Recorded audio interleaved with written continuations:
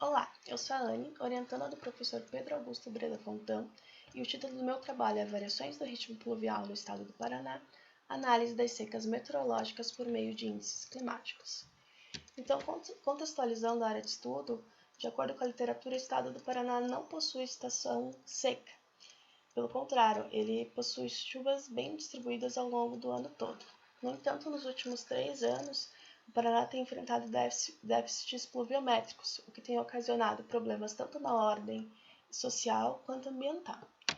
Então, diante disso, nasceu o objetivo desse trabalho, que se baseia na utilização de 3 índices quantificadores de seca com o intuito de determinar se há de fato uma seca meteorológica e, se sim, determinar a sua dimensão e a sua severidade.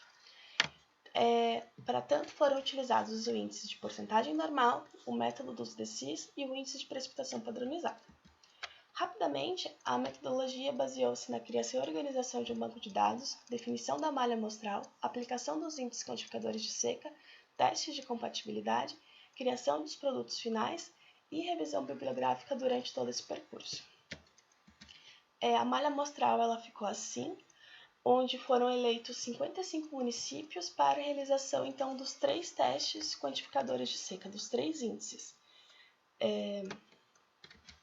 tendo como resultado esses gráficos aqui. Então, aqui são gráficos em escala anual para todos os 3 testes em 2019 e 2020, onde o eixo X ele representa a severidade das secas e o eixo Y representa a quantidade de municípios que entraram para cada uma dessas classes.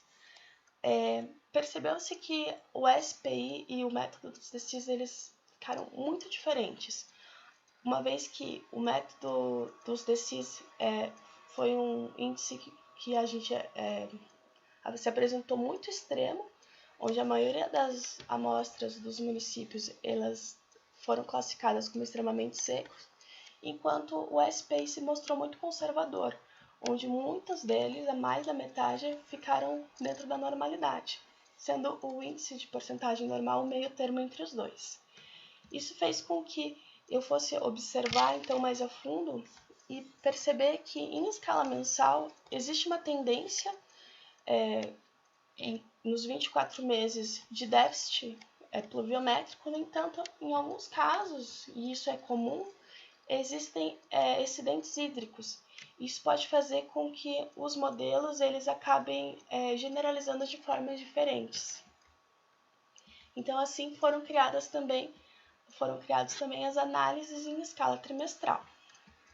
Então, só a título de comparação, eu utilizei o quarto trimestre de 2020 e o ano de 2020 para a gente perceber o comportamento, né, e a diferença de como que o índice se dá nessas escalas. Então, o que a gente percebeu quanto ao SPI é que o que antes para ele ficava normal, ele passa a adquirir novas classes de seca. Então, aqui a gente tinha 11 municípios dentro de um quadro de seca e aqui a gente já tem 32, utilizando esse recorte espacial. Né? Por sua vez, existe uma atenuação do extremismo do método dos DCIS. Então, aqui, de 48 municípios que estavam dentro de um quadro de seca, a gente, de seca extrema, né, assim por dizer, a maioria deles passa por um quadro de muito seco.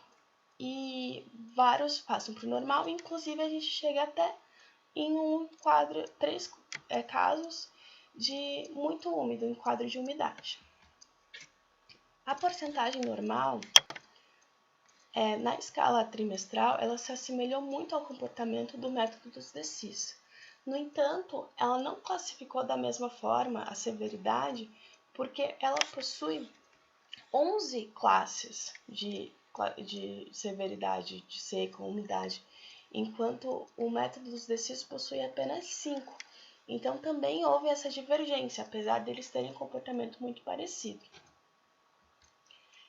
Apesar disso, quando a gente chega nas análises sobre a situação de agravamento entre 2019 e 2020, os índices eles têm um comportamento muito parecido, principalmente em relação à reversão do quadro de seca, onde pouquíssimos municípios conseguiram reverter o quadro de seca. Pelo contrário, muitos deles agravaram. E então a gente pode dizer, a partir dos 3 índices, que houve um agravamento na seca em 2020. Então, diante disso, o que a gente tem de conclusão? Que devido a essas distinções entre os índices, não é possível determinar a severidade da seca, mas é possível sim bater o martelo que o Paraná enfrenta um quadro de seca, independente da severidade, e que existiu um agravamento entre o ano de 2019 e 2020, e que dessa forma é necessário que os trabalhos dessa natureza continuem, uma vez que a seca não para por aqui, né? Existem os indícios que ela continua em 2020. Então, muito resumidamente, meu trabalho foi esse. Muito obrigada.